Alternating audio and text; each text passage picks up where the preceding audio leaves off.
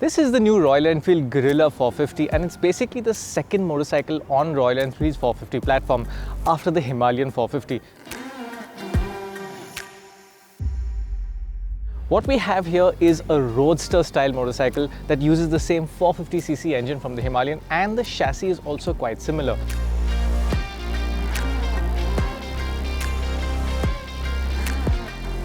Let's start with what's going on with the engine. Now on paper this is still 40 horsepower and 40 Newton meters because mechanically there are no changes happening here. But Royal Enfield has a tendency towards tuning its engines in its family of bikes. So in the 350s, the Meteor, the Hunter and the Classic all have slightly different tunes and you will feel the difference.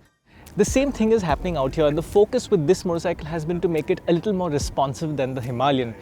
What we've noticed is that it feels more reactive in the lower rev range, especially when you cross the 3000 RPM mark. In fact, when you shift from first to second gear, the torque response can actually take you by surprise. It's quite similar to the Triumph Speed 400 in that regard. The bike also gets a smaller rear sprocket by 2 teeth. Royal Enfield did this because the overall wheel and tyre diameter on the Guerrilla is smaller than the Himalayan, which changes the overall gearing. With this smaller sprocket, we're told that the overall gearing effect is similar to the Himalayan, maybe slightly shorter. Like with the Himalayan, the clutch is a little heavy and you will feel that in heavy traffic, even if it's astonishingly well behaved when compared with our own. Also, like the Himalayan, there are engine vibrations and you will feel them at varying degrees at different points in the rev range. These vibes are not excessively strong compared with other bikes in the category, but the fact is that every single liquid-cooled single-cylinder engine in this class has some level of vibration, and it's a character that you'll need to live with.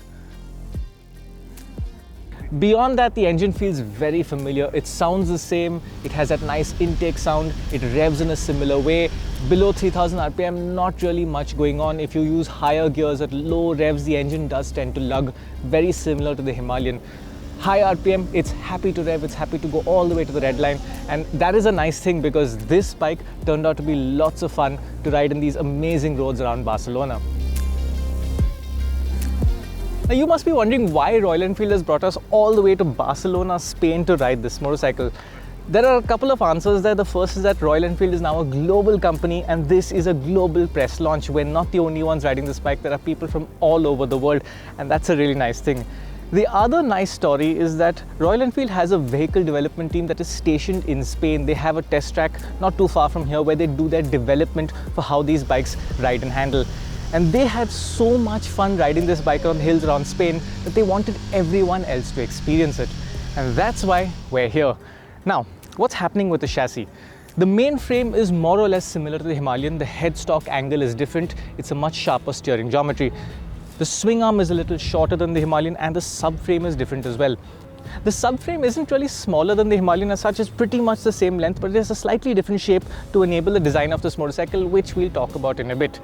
Back to the chassis, you have a telescopic front fork, not a UST like you'll find in the Himalayan, and a linked monoshock, which is like you'll find in the Himalayan. As you would expect, this is a roadster, so it doesn't have that much suspension travel. It's about 140 mm at the front and 150 at the rear. The other big change is that this bike is now running on 17-inch wheels at both ends. They're wrapped in CR tires like the Himalayan, but these are different tires. The bigger deal though is that these are the fattest tires you'll find on any Indian motorcycle. It's 120 section at the front and 160 at the rear. Really gives the bike a meaty look.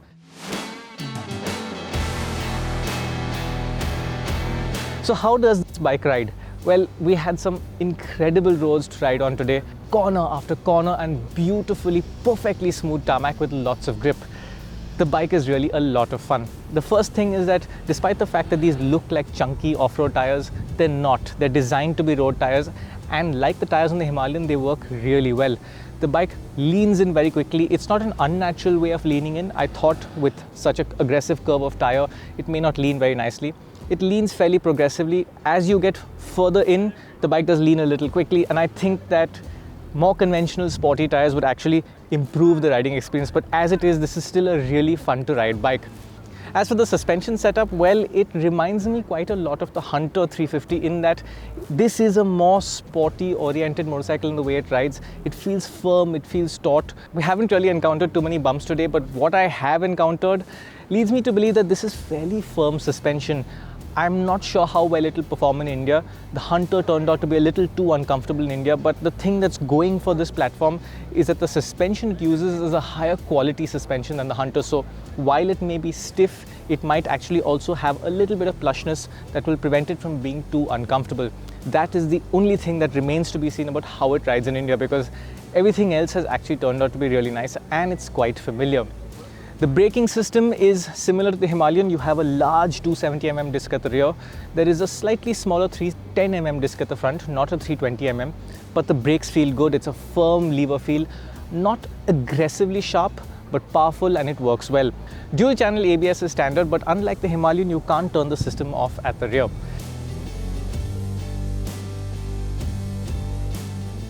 Now, let's talk about actual handling experience itself. First of all, this is a much more approachable motorcycle than the Himalayan. The big deal here is that the seat height is just 780mm. That is way lower than the Himalayan. The second thing is that it is a lighter motorcycle, not by that much though. It's about 11 kilos lighter than the Himalayan, and that's because it has a much smaller fuel tank. This is just 11 liters, not 17 like you'll find in the Himalayan. It doesn't have the big windscreen, the big guards along the side. So there isn't that much of a weight saving if you look at it, but in general, this is 185 kilos, definitely lighter than the 196 kg Himalayan, but definitely on the heavy side for the roadster segment. What this bike does have going in its favor though is that it feels like a large motorcycle. The tank looks and feels wide. It feels like a substantial bike. It's not a small feeling motorcycle like some people will find with the Triumph Speed 400. Since we're sitting on the motorcycle, let's talk about the riding position. Now, the foot pegs have been raised by about 30mm. The handlebar compared to the Himalayan has been dropped by about 30mm. It's a little closer and the foot pegs have gone slightly further back. Now, on paper, I thought this would be bad news for a tall person like myself, but honestly, it's not too bad. The rider triangle is quite natural. Your feet are a little further back, but the shape of the tank feels natural to me, no issues there. It was only towards the end of the day when my knees started to feel a little cramped, but for shorter rides, this was perfectly fine. If you want a slightly taller seat, Royal Enfield does have an accessory seat. I briefly sat on it. It's 20mm higher. It did feel quite firm. I'm not sure how comfortable it will be, but it definitely puts you in a slightly more commanding riding position, which makes it even more fun to go attack those corners. As for features, this bike comes in 3 variants.